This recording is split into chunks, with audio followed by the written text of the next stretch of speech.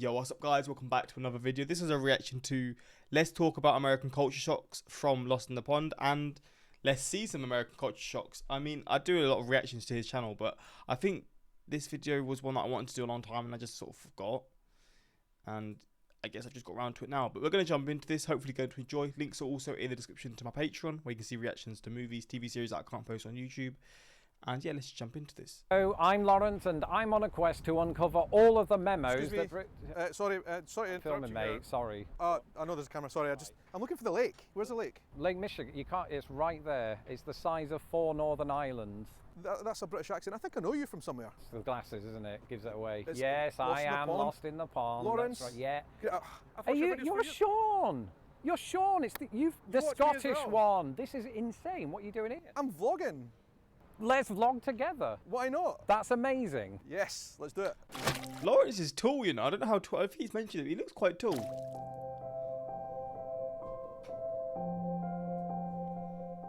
So Sean, a lot of Americans tell me that they love an English accent, but they tell me that what they love more is a Scottish accent. So right now, I feel a little bit inferior.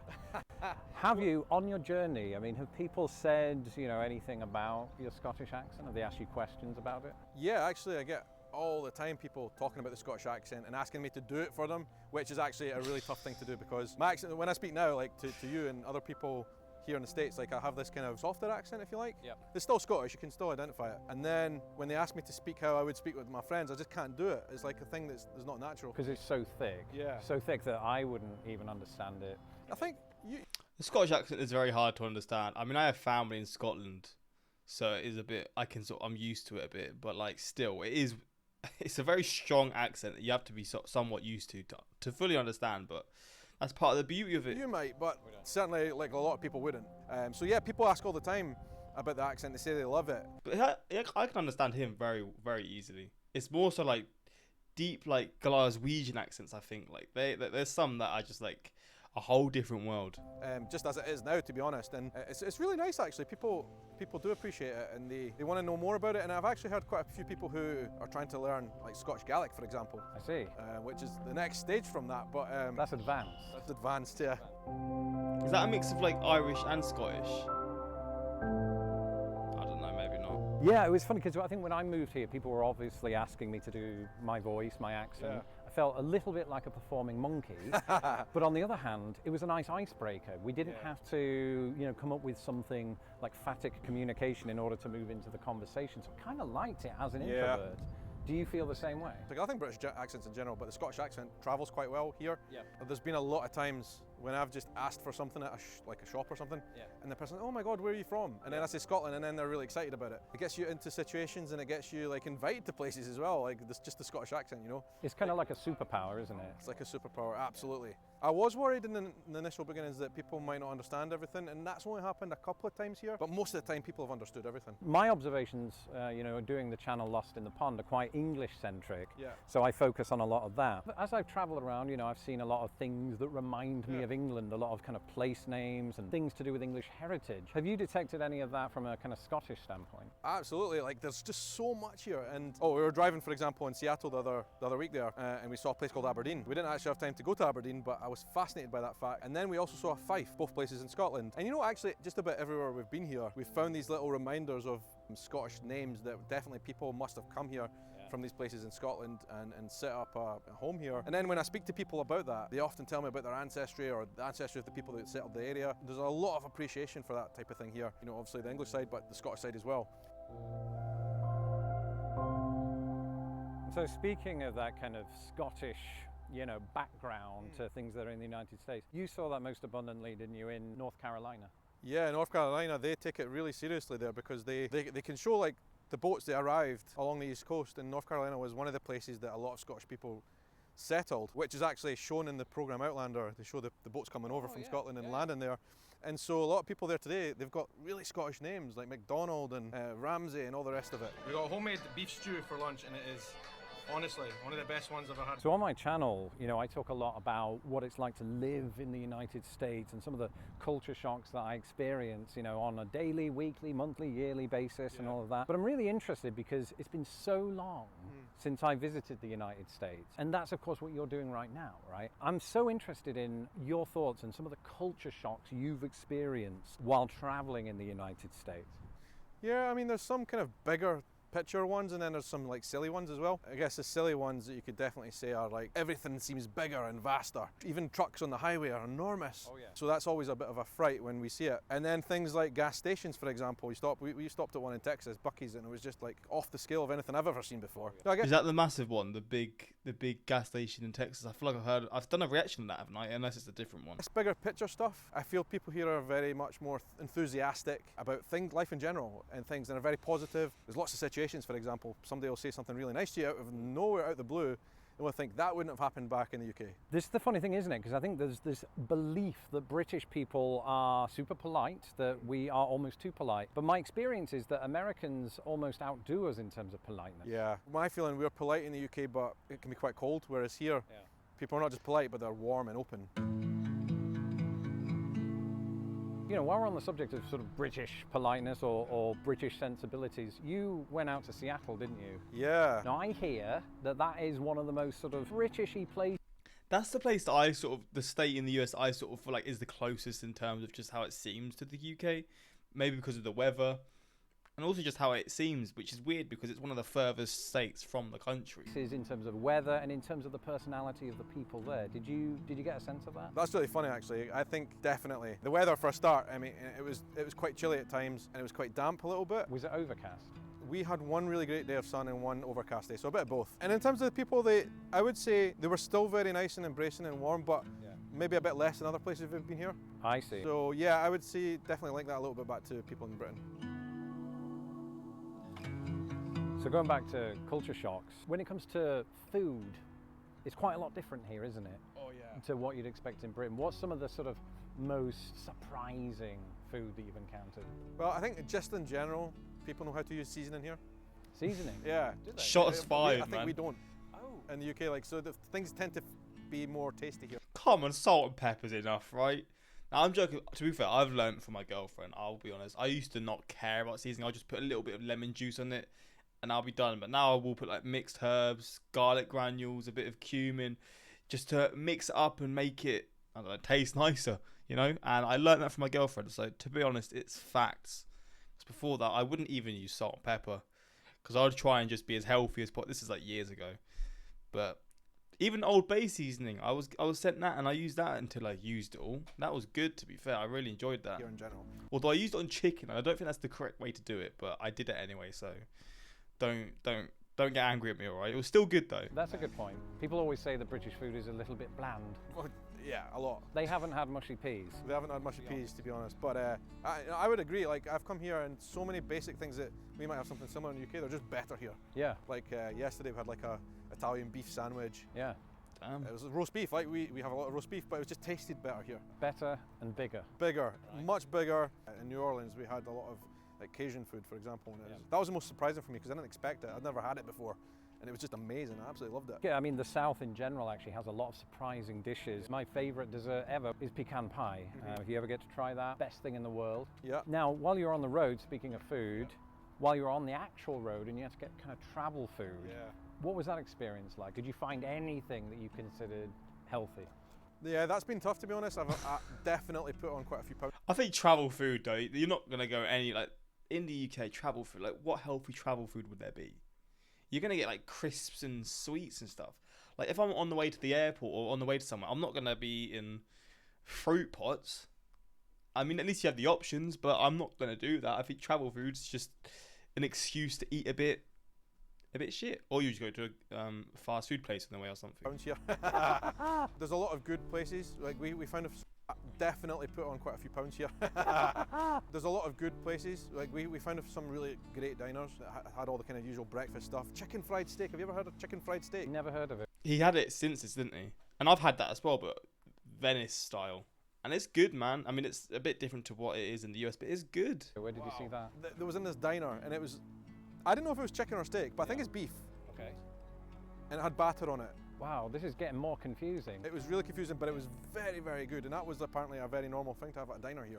Send me the address. Yes, I will do that. But then, like, just the basic things like hot dogs and burgers you find here and layover places. I mean, really, in the UK, when you have these kind of layover places, your only option is McDonald's or Burger King. I see, yeah.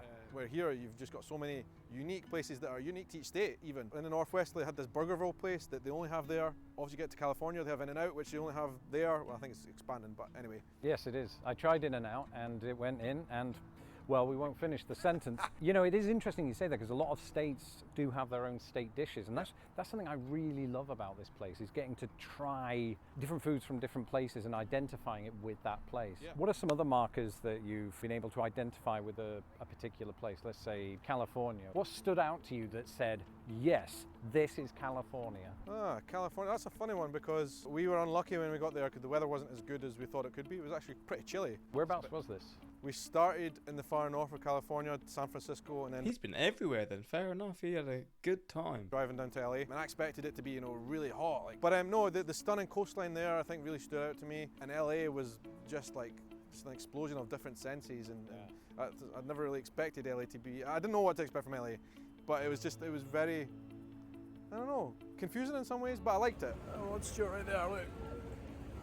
I want to find all the famous Scots. I think it was Austin Powers who said that Southern California is in no way like England. I suspect you got that sense that it was otherworldly. It was otherworldly. I felt very strange being through there and driving on the coast. But I accidentally hired a Mustang as well, a convertible Mustang. So I felt like we had the full California experience in that sense. But yeah, LA, I didn't really feel I got to know the city and got to get to grips with it. You know, I expected it to be one city, but rather it's a collection of cities. Oh, right. In one place. Yeah. Yeah, California, I think, is a place I want to go back and learn more about because it's so big and, you know, we drove through it in about 4 or 5 days and I feel like it's quite a short amount of time to get a handle of somewhere that's probably just as big as the UK.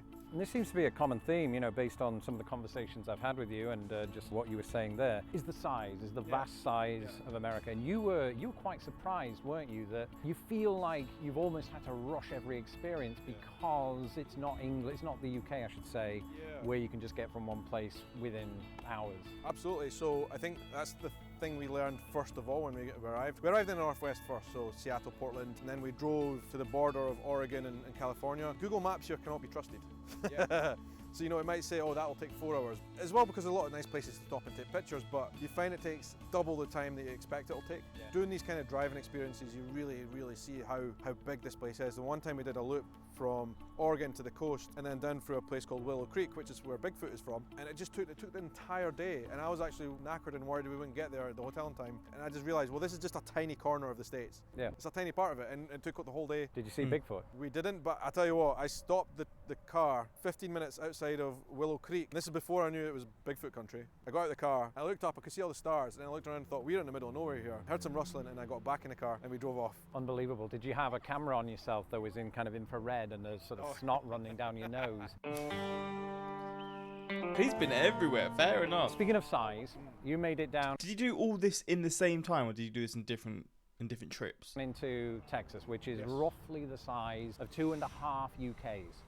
Right, so if you're driving through there, it can take hours, days, right, to get to 2 points of interest. Did you drive through Texas quite a bit? We did. We drove from San Antonio to Houston, which Houston, San Antonio, Austin, they're in a little bit of a triangle together, bunched up. We drove for like 4 hours or something like that. Right. A small part of it. I mean, it was good to get that Texas driving experience. Sure. And by the way, everything there is huge as well. Yeah. The lanes are huge. The trucks are huge. The cowboy hats. The cowboy hats are pretty big as well. But we didn't really see, I don't feel like we got to see all of Texas. We kind of got that corner where the main cities are. But that was some experience. I really enjoyed it down there.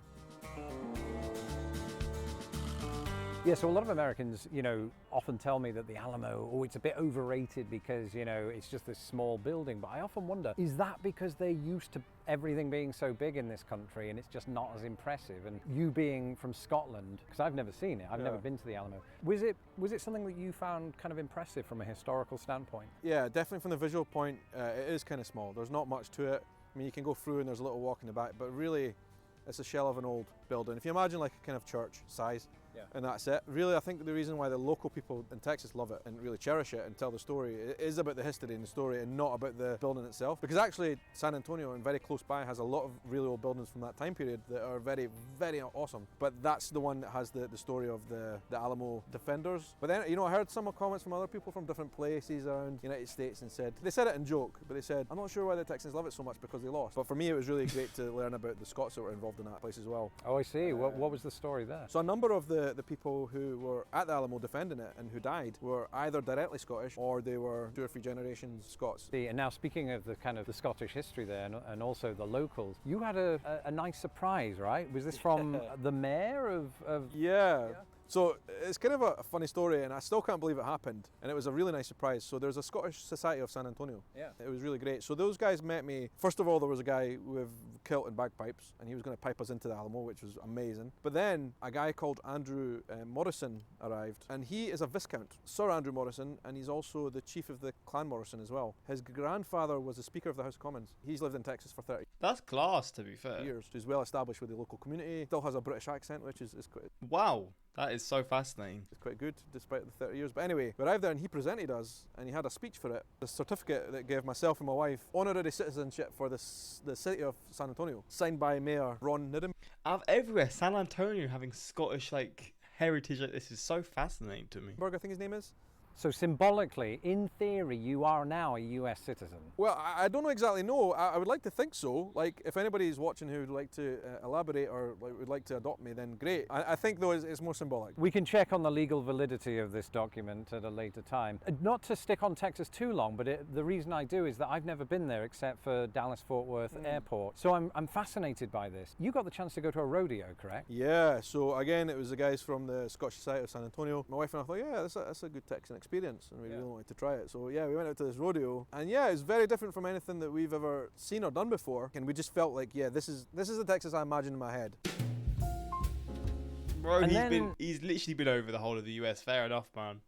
Must have had a good time. Your next stop, I suppose, was here, right? Yeah, Chicago. Chicago, the motherland, as we don't call it at all. You only had a few days to be here. We got to go to a Cubs game. That was fantastic. Wrigley Field. Wrigley Field. This was your first experience of a baseball game, I understand. Yeah, first time. I watched a little bit on TV. I think it was in the Olympics last time around as well. It's really different being there. Baseball's in the Olympics? What? Is it actually? I really enjoyed it. It was different from any other sport that I'd been to. I don't know what you felt, but for me it was like a really nice atmosphere, like family friendly. I think we joked in the video about how it was very dull and we were falling asleep because we didn't understand the rules, but the truth of the matter was we really did enjoy the kind of the ambience of being in Wrigley Field and people cheering every 5 minutes, even though the score didn't seem to increase at all. Yeah.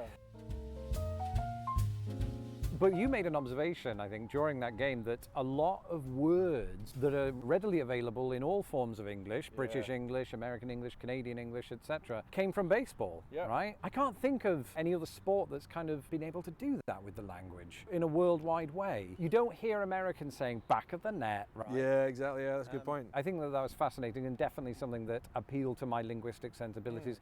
Thank you for that. What are your overall impressions of Chicago as a Scottish person coming here? I didn't really do any planning when we arrived here before we come. I didn't really research that much. I might watch a couple of videos on YouTube, and of course I watch all your videos as well, but I didn't know what to expect really, and I love it. It's a beautiful city. It's huge, despite being so huge. This is a nice ass picture, I can't lie.